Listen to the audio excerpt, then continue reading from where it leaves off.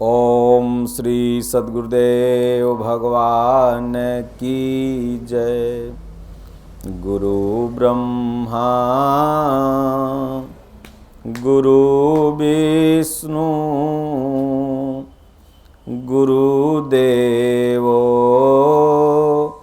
महेश्वरः। गुरु साक्षात् परम ब्रह्म तस्मै श्री गुरुवे नमः। अखंडमंडलाकारं व्याप्तमयेन चराचरं तदपदं दर्शितं येन तस्मै श्री गुरुवे नमः। त्वमेव माता च पिता त्वमेव त्वमेव बन्धु च सखा त्वमेव त्वमेव विद्या द्रविडं त्वमेव त्वमेव सर्वं मम देव देव। दीनदयाल बिरद संभारी हरहु नाथ मम संकट भारी। मौसम दीनन दीनहित तुम समान रघुबीर। अस विचारी रघुवंश मणि हरहु विषम भव भीर। ओम जय गुरुदेवं जय गुरुदेव। सोई पावन सोई सुभग शरीरा जो तन पाई भजिय रघुबीरा। नीति निपुण सोई परम सयाना श्रुति सिद्धांत निकते ही जाना। दक्ष सकल छनयुत सोई जाके पद सरोज रति होई। श्री राम जय राम जय जय राम। श्री राम जय राम जय जय राम। सो सुख करम धर्म जरि जाऊ जहान राम पद पंकज भाऊ। जोग कुजोग ज्ञान अज्ञानु जहान राम प्रेम परधानु। श्री राम जय राम जय जय राम। श्री राम जय राम जय जय राम। रामचंद्र के भजन बिनु जो चपद निर्वाण। ज्ञानवंत अपि सोपि नर पशु बिन पूछ बिखान। बारी मथे घृत होई बरु सिकता ते बरु तेल, बिनु हरि भजन न भवतरिय, यह सिद्धांत अपेल। भगति तात अनुपम सुख मूला, मिलहि जो संत होहि अनुकूला। बिनु सतसंग विवेक न होई, राम कृपा बिनु सुलभ न सोई। राम कथा के तेई अधिकारी, जिन कहूँ सतसंग गति अति प्यारी। राम कथा कली बिटप कुठारी, सादर सुनु गिरिराज कुमारी। राम कथा सुंदर करतारी, संशय बिहग उड़ाव निहारी। कबीरा गर्व न कीजिए, काल गहे हैं केस, ना जाने कब मारी हैं, क्या घर क्या परदेस। आस पास जोधा खड़े, सबहि बजावत गाल, मंज महल से ले चला, ऐसा काल कराल। कबीर वो नर अंध हैं, गुरु को कहते और, हरि रूठे गुरु ठौर हैं, गुरु रूठे नहीं ठौर। कबीरा मन निर्मल भया, जैसे गंगा नीर, पाछे लागे हरि फिरें, कहत कबीर कबीर। बोलिए श्री सद्गुरुदेव भगवान की जय। सुख में सुमिरन ना किया, दुख में किया तू याद, कह कबीर वादास की, कौन सुने फरियाद। दुख में सुमिरन सब करे, सुख में करे न कोय, जो सुख में सुमिरन करे, तो दुखवा काहे होय। बोलिए श्री सद्गुरुदेव भगवान की जय। श्री रामचरितमानस लंका कांड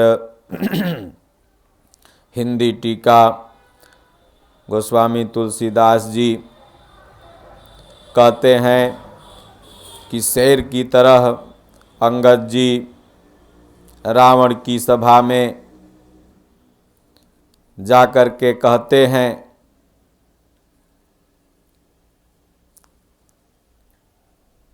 तेरी लंका गूलर के फल के समान है रावण, तुम सब कीड़े उसके भीतर अज्ञानवश निडर होके रह रहे हो। मैं बंदर हूँ, मुझे इस फल को खाते क्या देर लगेगी। पर उदार अर्थात कृपालु भगवान श्री रामचंद्र जी ने वैसी आज्ञा नहीं दी है। अंगद की युक्ति सुनकर रावण मुस्कुराया और बोला, रे मूर्ख, बहुत झूठ बोलना तूने कहाँ से सीखा। बाली ने तो कभी ऐसा गाल नहीं बजाया। जान पड़ता है तू तपस्वियों से मिलकर के लबार अर्थात झूठा हो गया है।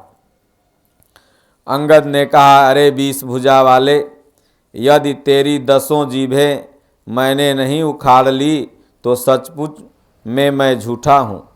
प्रभु श्री रामचंद्र जी के प्रताप को समझकर अर्थात स्मरण करके अंगद क्रोधित हो उठे और उन्होंने रावण की सभा में प्रण करके दृढ़ता के साथ पैर रोप दिया और कहा, अरे मूर्ख, यदि तू मेरा चरण हटा सके तो श्री राम जी लौट जाएंगे। मैं सीता जी को हार गया। रावण ने कहा, हे सब वीरों सुनो, पैर पकड़कर बंदर को पृथ्वी पर पछाड़ दो। इंद्रजीत अर्थात मेघनाथ आदि अनेकों बलवान योद्धा जहाँ तहाँ से हर्षित होकर उठे। वे पूरे बल से बहुत से उपाय करके झपटते हैं, पर अंगद जी का पैर उठता नहीं। तब सिर नीचा करके फिर अपने अपने स्थान पर जा बैठ जाते हैं। काकभुसुंडी जी महाराज कहते हैं, वे देवताओं के शत्रु अर्थात राक्षस फिर उठकर झपटते हैं, परंतु हे सर्पों के शत्रु गरुण जी, अंगद का चरण उनसे वैसे ही नहीं टलता जैसे कुयोगी अर्थात विषयी पुरुष मोह रूपी वृक्ष को नहीं उखाड़ पाता, अर्थात उसी माया में मोह में अपना जीवन बिता देता है। चाह करके भी उस माया से वह निकल नहीं पाता। ठीक उसी प्रकार से अंगद जी का पैर नहीं उठ रहा है। करोड़ों वीर योद्धा जो बल में मेघनाथ के समान थे, हर्षित होकर उठे, बार बार प्रयास किए, पर बानर का चरण नहीं उठता है। तब लज्जा के मारे सिर नवा कर बैठ जाते हैं। जैसे करोड़ों विघ्न आने पर भी संत का मन नीति को नहीं छोड़ता, वैसे ही वानर अर्थात अंगद जी का चरण पृथ्वी को नहीं छोड़ रहा है। यह देखकर शत्रु अर्थात रावण का मद अभिमान चूर हो गया। अंगद का बल देखकर सब हृदय में हार गए। तब अंगद ने ललकारा और स्वयं रावण उठा। जब वह अंगद का चरण पकड़ने लगा, तब बाली कुमार अंगद ने कहा, मेरा चरण पकड़ने से रे सठ तेरा क्या बचाव हो जाएगा। अरे मूर्ख, अगर चरण ही पकड़ना है तो प्रभु श्री रामचंद्र जी का जाके पकड़। यह सुनकर वह मन में बहुत ही सकचा कर लौट गया। उसकी सारी श्री जाती रही, वह तेजहीन हो गया, जैसे मध्याह्न में चंद्रमा दिखाई देता है, अर्थात दोपहर में जिस प्रकार चंद्रमा धूमिल दिखाई देता है, उसी तरह से रावण का तेज नष्ट हो गया। वह सिर नीचा करके सिंहासन पर जा बैठा, मानो सारी संपत्ति गंवा कर बैठा हो। प्रभु श्री रामचंद्र जी जगत भर के आत्मा और प्राणों के स्वामी हैं, उनसे विमुख रहने वाला शांति कैसे पा सकता है।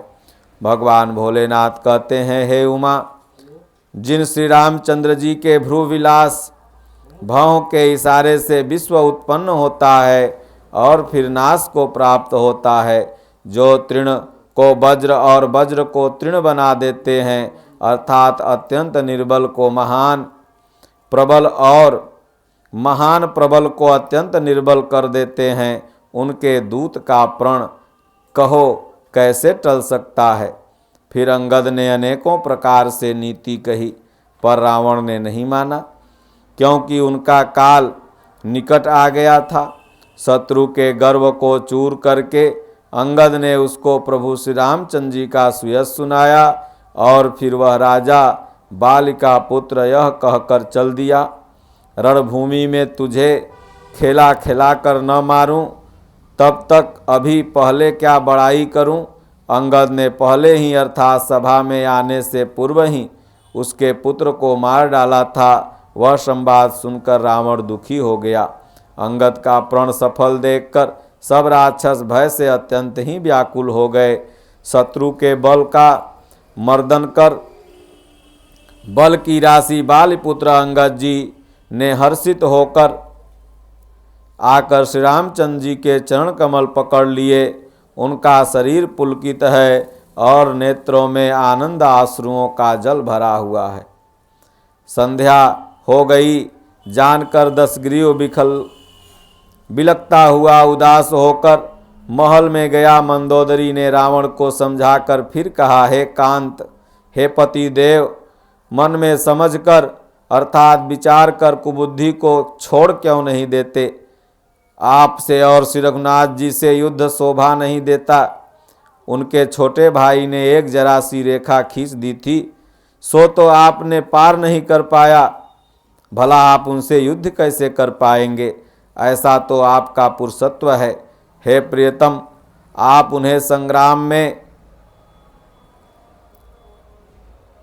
नहीं जीत पाएंगे।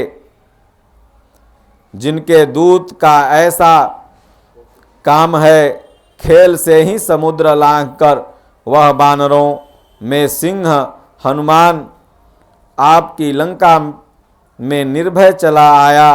रखवालों को मारकर उसने अशोक वन उजाड़ डाला। आपके देखते देखते उसने अक्षय कुमार को मार डाला और संपूर्ण नगर को जलाकर राख कर दिया। उस समय आपके बल का गर्व कहाँ चला गया था? अब हे स्वामी, झूठ व्यर्थ गाल मत बजाइए, अर्थात डींग मत हाँकिए।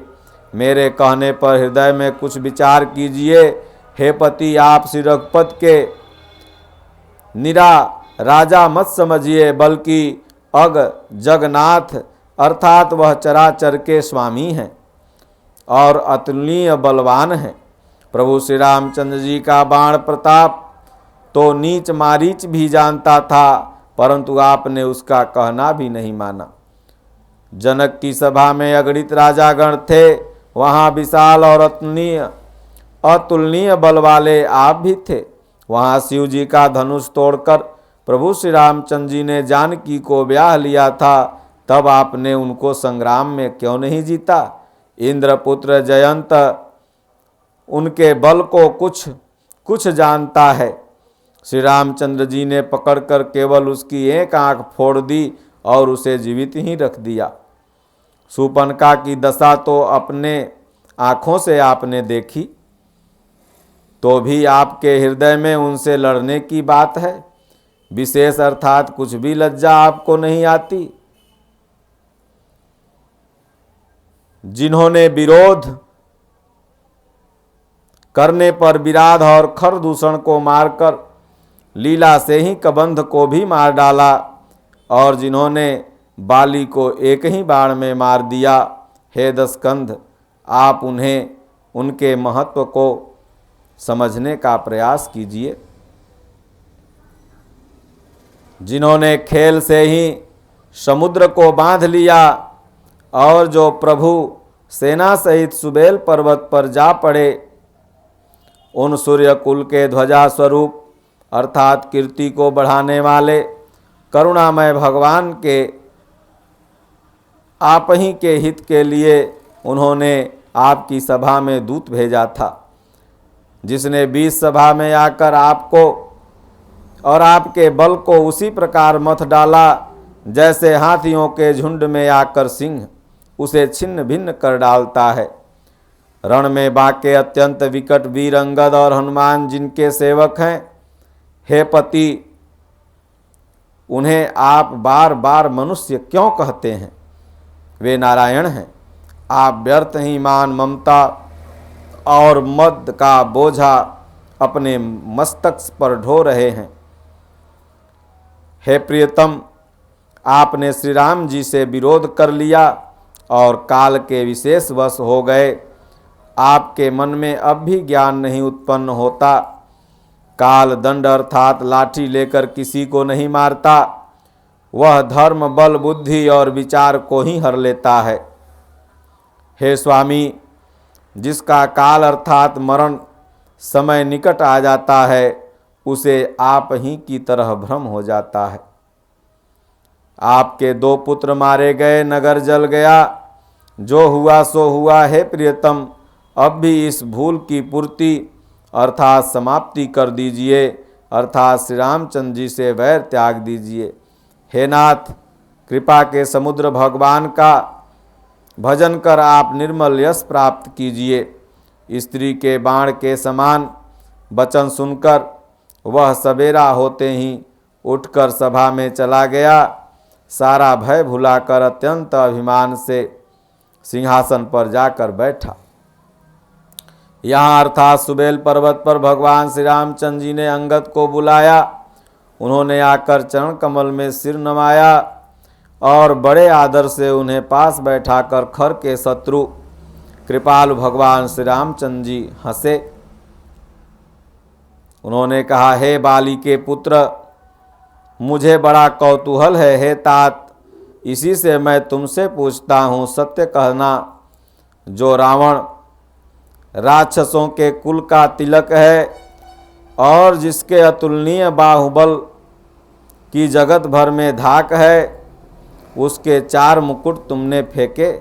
हे तात, बताओ तुमने उनको किस प्रकार से पाया? अंगद ने कहा, हे सर्वज्ञ, हे शरणागत को सुख देने वाले, सुनिए, वे मुकुट नहीं है, वे तो राजा के 4 गुण हैं। हे नाथ, वेद कहते हैं कि सम, दान, दंड और भेद, ये चारों राजा के हृदय में बसते हैं।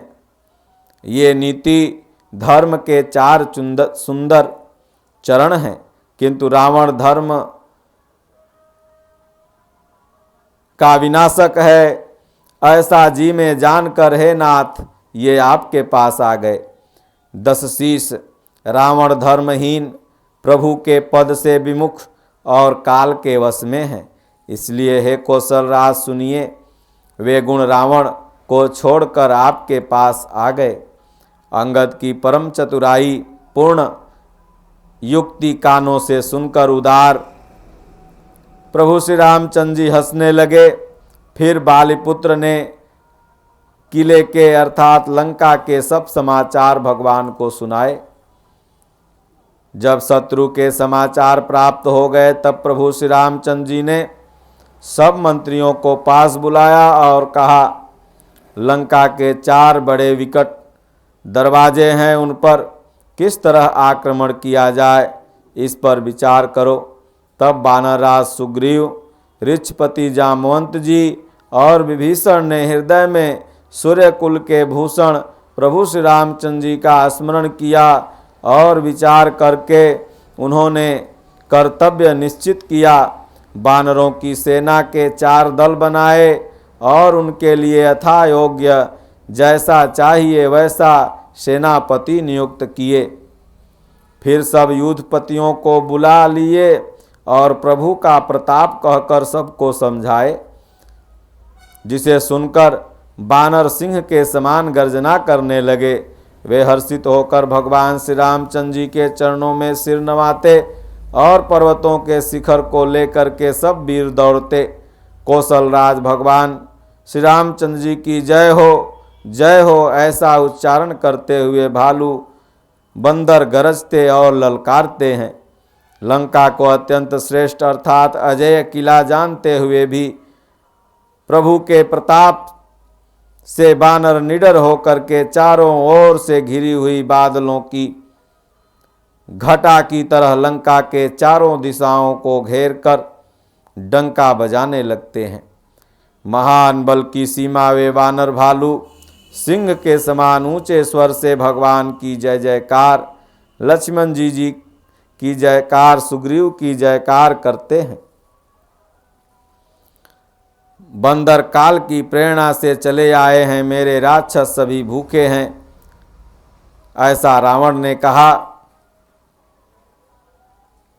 विधाता ने इन्हें घर बैठे भोजन दे दिया है, कहकर मूर्ख रावण हंसने लगा और बोला, हे वीरों, सब लोग चारों दिशाओं में जाओ, ऋक्ष बानर सबको पकड़ के खाओ। भगवान शिव जी कहते हैं, हे उमा, रावण को ऐसा अभिमान था जैसे टिटहरी पक्षी पैर के ऊपर की ओर करके सोता है, मानो आकाश उसी के बल पर टिका हुआ है, अर्थात उसी ने ही आकाश को थाम रखा है। ऐसा रावण को अभिमान था। आज्ञा मांगकर और हाथ में उत्तम भिंदीपाल सागी अर्थात बर्छी, तोमर, मुगदर, प्रचंड फरसे, शूल, दुधारी तलवार, परधि और पहाड़ों के टुकड़े लेकर राक्षस दौड़े। जैसे मूर्ख मांसाहारी पक्षी लाल पत्थरों का समूह देखकर उस पर टूट पड़ते हैं, पत्थरों पर लगने से चोंच टूटने का दुख उन्हें नहीं सूझता, वैसे ही ये बेसमझ राक्षस दौड़े। अनेकों प्रकार के अस्त्र शस्त्र और धनुष बाण धारण किए करोड़ों बलवान और रणधीर राक्षस वीर परकोटे के कंगूरों पर चढ़ गए।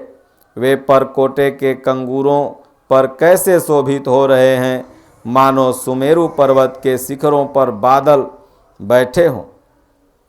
जुझाऊ ढोल और डंके आदि बज रहे हैं, जिनकी ध्वनि सुनकर योद्धाओं में मन में लड़ने का चाव होता है। अगणित नफीरी और भेरी बज रही है, जिन्हें सुनकर कायरों के हृदय में दरारें पड़ जाती है। उन्होंने जाकर अत्यंत विशाल शरीर वाले महान योद्धा बानर और भालुओं के ठठ अर्थात समूह को देखा कि रिच्छ बानर दौड़ते हैं, अवघट अर्थात ऊंची नीची विकट घाटियों को कुछ नहीं गिनते, पकड़कर पहाड़ों को फोड़कर रास्ता बना लेते हैं। करोड़ों योद्धा कटकटाते गरजते हुए युद्ध के लिए दौड़ रहे हैं। उधर रावण और इधर भगवान श्री रामचंद्र जी की दुहाई बोली जा रही है।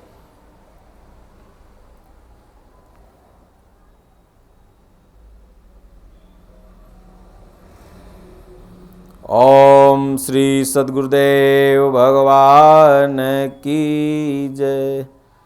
श्री राम जय राम, जय जय राम। श्री राम जय राम, जय जय राम। राम नाम के जाप से सकल पाप कट जाय। जैसे रवि के उदय से अंधकार मिट जाय।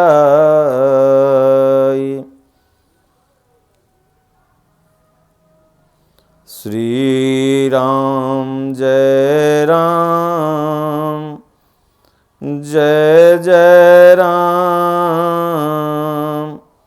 श्री राम जय राम, जय जय राम।